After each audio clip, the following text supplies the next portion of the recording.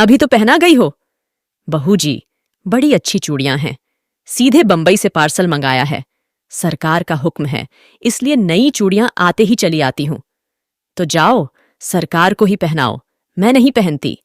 बहू जी, जरा देख तो लीजिए, कहती मुस्कुराती हुई ढीठ चूड़ी वाली अपना बक्स खोलने लगी।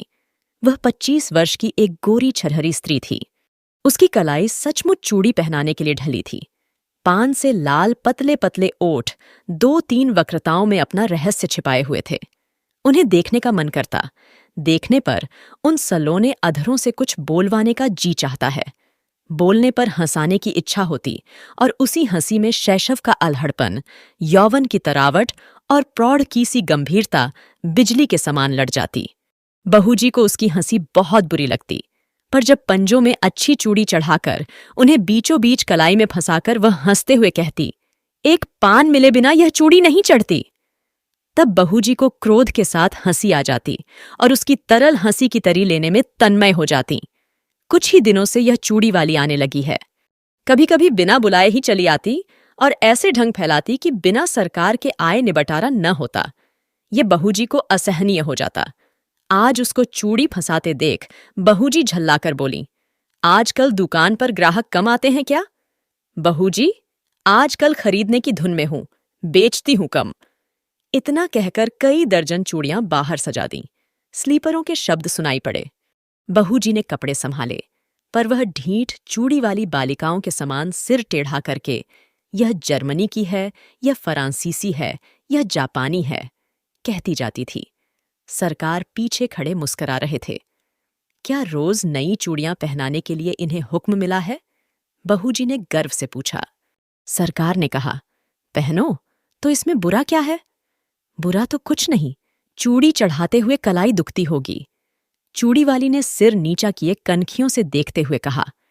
एक लहर सी लाली आंखों की ओर से कपोलों को तर करती हुई दौड़ जाती थी।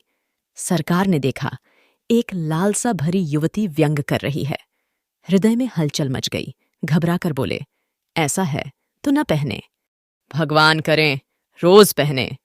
चूड़ी वाली आशीर्वाद देने के गंभीर स्वर में प्रौढ़ा के समान बोली। अच्छा, तुम अभी जाओ। सरकार और चूड़ी वाली दोनों की ओर देखते हुए बहू जी ने झुंझलाकर कहा, तो क्या मैं लौट जाऊं? आप तो कहती थी ना कि सरकार को ही पहनाओ, तो जरा उनसे पहनने के लिए कह दीजिए। निकल मेरे यहां से, कहते हुए बहू जी की आंखें तिलमिला उठीं। सरकार धीरे से निकल गए। अपराधी के समान सर नीचा किए चूड़ी वाली अपनी चूड़ियां बटोर कर उठी। हृदय की धड़कन में अपनी रहस्यपूर्ण निश्वास छोड़ती हुई चली गई। चूड़ी वाली का नाम था विलासिनी। वह नगर की एक प्रसिद्ध नर्तकी की कन्या थी। उसके रूप और संगीत कला का बड़ा नाम था, वैभव भी कम न था। विलास और प्रमोद का पर्याप्त संभार मिलने पर भी उसे संतोष न था। हृदय में कोई अभाव खटकता था। वास्तव में उसकी मनोवृत्ति उसके व्यवसाय के प्रतिकूल थी।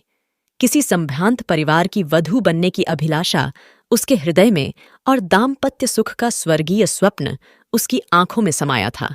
स्वच्छंद प्रणय का व्यापार अरुचिकर हो गया, परंतु समाज उससे हिंस्र पशु के समान सशंक था। उससे आश्रय मिलना असंभव जानकर विलासिनी ने छल के द्वारा वही सुख लेना चाहा। यह उसकी सरल आवश्यकता थी, क्योंकि अपने व्यवसाय में उसका प्रेम क्रय करने के लिए बहुत से लोग आते थे, पर विलासिनी अपना हृदय खोलकर किसी से प्रेम न कर सकती थी। उन्हीं दिनों सरकार के रूप, यौवन और चरित्र ने उसे प्रलोभन दिया। नगर के समीप बाबू विजय कृष्ण की अपनी जमींदारी में बड़ी सुंदर अट्टालिका थी। वहीं रहते थे। उनके अनुचर और प्रजा उन्हें सरकार कहकर पुकारती थी। विलासिनी की आंखें विजय कृष्ण पर गड़ गईं। अपना चिर संचित मनोरथ पूर्ण करने के लिए वह कुछ दिनों के लिए चूड़ी वाली बन गई थी। सरकार चूड़ी वाली को जानते हुए भी अनजान बने रहे। अमीरी का एक कौतुक था, एक खिलवाड़ समझकर उसके आने जाने में बाधा न देते। विलासिनी के कलापूर्ण सौंदर्य ने जो कुछ प्रभाव उनके मन पर डाला था, उसके लिए उनके सुरुचिपूर्ण मन ने अच्छा बहाना खोज लिया था। वे सोचते, बहू जी का कुलवधू जनोचित सौंदर्य और वैभव की मर्यादा देखकर चूड़ी वाली स्वयं पराजय स्वीकार कर लेगी और अपना निष्फल प्रयत्न छोड़ देगी। तब तक यह एक अच्छा मनोविनोद चल रहा है।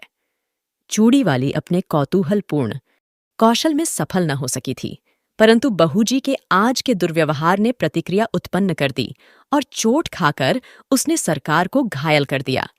अब सरकार बिना किसी संकोच के उसके यहाँ जाने लगे। विलास रजनी का प्रभात भी चूड़ीवाली के उपवन में कटता। कुल मर्यादा, लोकलाज और जमींदारी सब एक ओर और चूड़ीवाली अकेले। दालान में कुर्सियों पर सरकार और चूड़ीवाली बैठकर रात्रि जागरण का खेद मिटा रहे थे। पास ही अनार का वृक्ष था, उसमें फूल खिले थे। एक बहुत ही छोटी काली चिड़िया उन फूलों में चोंच डालकर मकरंद पान करती और कुछ केसर खाती, फिर हृदय विमोहक कल नाद करती हुई उड़ जाती। सरकार बड़ी देर से कौतुक देख रहे थे। बोले, इसे पकड़कर पालतू बनाया जाए तो कैसा? उहूं, यह फूल सूंघी है, पिंजरे में जी नहीं सकती। उसे फूलों का प्रदेश ही जिंदा रखा सकता है, सोने का पिंजरा नहीं। उसे खाने के लिए फूलों की केसर का चारा और पीने के लिए मकरंद मदिरा कौन जुटाएगा? पर इसकी सुंदर बोली संगीत कला की चरम सीमा है। वीणा में भी कोई कोई मीढ़ ऐसी निकलती होगी। इसे अवश्य पकड़ना चाहिए। जिसमें बाधा नहीं, बंधन नहीं, जिसका सौंदर्य स्वच्छंद है, उस असाधारण प्राकृतिक कला का मूल्य क्या बंधन है? कुरुचि के द्वारा वह कलंकित भले ही हो जाए, परंतु पुरस्कृत नहीं हो सकती। उसे आप पिंजरे में बंद करके पुरस्कार देंगे या दंड? कहते हुए उसने विजय की एक व्यंग भरी मुस्कान छोड़ी। सरकार की उस वन विहंगम को पकड़ने की लालसा बलवती हो उठी। उन्होंने कहा, जाने भी दो, वह अच्छी कला नहीं जानती। प्रसंग बदल गया। नित्य का साधारण विनोदपूर्ण क्रम चला। चूड़ीवाली अपने अभ्यास के अनुसार समझती कि यदि बहूजी की अपार प्रणय संपत्ति में से कुछ अंश मैं भी लेती हूं तो हानि क्या?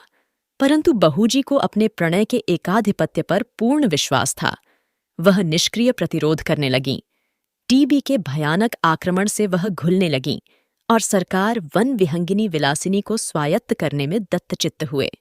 रोगी की शुश्रूषा और सेवा में कोई कमी न थी, परंतु एक बड़े मुकदमे में सरकार का उधर सर्वस्वांत हुआ, इधर बहूजी चल बसीं। चूड़ीवाली ने समझा कि उसकी पूर्ण विजय हुई, पर बात कुछ दूसरी थी। विजय कृष्ण का वह एक विनोद था। जब सब कुछ चला गया, तब विनोद लेकर क्या होगा? एक दिन चूड़ीवाली से छुट्टी मांगी। उसने कहा, कमी किस बात की है? मैं तुम्हारी ही हूं और सब विभव भी तुम्हारा है। विजय कृष्ण ने कहा, मैं वेश्या की दी हुई जीविका से पेट पालने में असमर्थ हूं। चूड़ीवाली बिलखने लगी। विनय किया, रोई, गिड़गिड़ाई पर विजय कृष्ण चले ही गए। दोस्तों, ऐसे और भी इंटरेस्टिंग कहानियों के लिए मेरे चैनल को सब्सक्राइब करना मत भूलिएगा। तो आइए अब आगे सुनते हैं। वह सोचने लगी कि अपना व्यवसाय और विजय की गृहस्थी बिगाड़कर जो सुख खरीदा था, उसका कोई मूल्य नहीं। मैं कुलवधू होने के उपयुक्त नहीं। क्या समाज के पास इसका कोई प्रतिकार नहीं? इतनी तपस्या और इतना स्वार्थ त्याग व्यर्थ है। परंतु विलासिनी यह न जानती थी कि स्त्री और पुरुष संबंधी समस्त अंतिम निर्णय करने में समाज कितना ही उदार क्यों न हो, दोनों पक्षों को सर्वथा संतुष्ट नहीं कर सका और न कर सकने की आशा है। यह रहस्य सृष्टि को उलझा रखने की कुंजी है। विलासिनी ने बहुत सोच समझकर अपनी जीवनचर्या बदल डाली। सरकार से मिली हुई जो कुछ संपत्ति थी, उसे बेचकर पास ही के एक गांव में खेती करने के लिए भूमि लेकर आदर्श हिंदू गृहस्थ की सी तपस्या करने में अपना बिखरा हुआ मन उसने लगा दिया। उसके कच्चे मकान के पास एक विशाल वट वृक्ष और निर्मल जल का सरोवर था। वहीं बैठकर चूड़ीवाली ने पथिकों की सेवा करने का संकल्प किया। थोड़े ही दिनों में अच्छी खेती होने लगी और अन्न से उसका घर भरा रहने लगा। भिखारियों को अन्न देकर उन्हें खिला देने में उसे अकथनीय सुख मिलता। धीरे धीरे दिन ढलने लगा। चूड़ीवाली ने सहेली बनाने के लिए यौवन का तीसरा पहर करुणा और शांति ने पकड़ लिया। उस पथ से चलने वाले पथिकों को दूर से किसी कला कुशल कंठ की तान सुनाई पड़ती। अब लौ नसानी अब न नसई हों। वट वृक्ष के नीचे एक अनाथ बालक नंदू को चना और गुड़ की दुकान चूड़ीवाली ने करा दी है। जिन पथिकों के पास पैसे न होते, उनका मूल्य वह स्वयं देकर नंदू की दुकान में घाटा न होने देती और पथिक भी विश्राम किए बिना उस तालाब से न जाता। कुछ ही दिनों में चूड़ीवाली का तालाब विख्यात हो गया। संध्या हो चली थी। पखेरुओं का बसेरे की ओर लौटने का कोलाहल मचा और वट वृक्ष में चहल पहल हो गई। चूड़ी वाली चरनी के पास खड़ी बैलों को देख रही थी।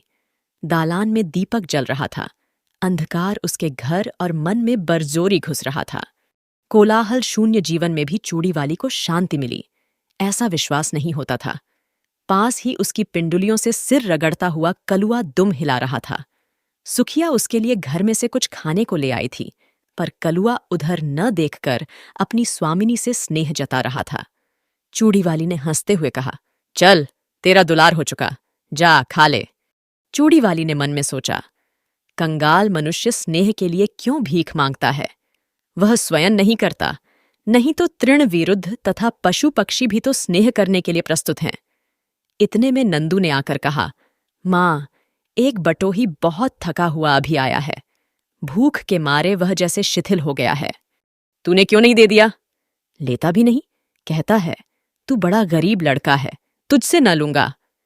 चूड़ी वाली वट वृक्ष की ओर चल पड़ी। अंधेरा हो गया था। पथिक जड़ का सहारा लेकर लेटा था। चूड़ी वाली ने हाथ जोड़कर कहा, महाराज, आप कुछ भोजन कीजिए। तुम कौन हो? पहले की एक वेश्या। छी, मुझे पड़े रहने दो। मैं नहीं चाहता कि तुम मुझसे बोलो भी, क्योंकि तुम्हारा व्यवसाय कितने ही सुखी घरों को उजाड़कर श्मशान बना देता है। महाराज, हम लोग तो कला के व्यवसायी हैं। यह अपराध कला का मूल्य लगाने वालों की कुरुचि और कुत्सित इच्छा का है। संसार में बहुत से निर्लज्ज स्वार्थपूर्ण व्यवसाय चलते हैं। फिर इसी पर इतना क्रोध क्यों? क्योंकि यह व्यापार उन सबों में अधम और निकृष्ट है। परंतु वेश्या का व्यवसाय करके भी मैंने एक ही व्यक्ति से प्रेम किया था।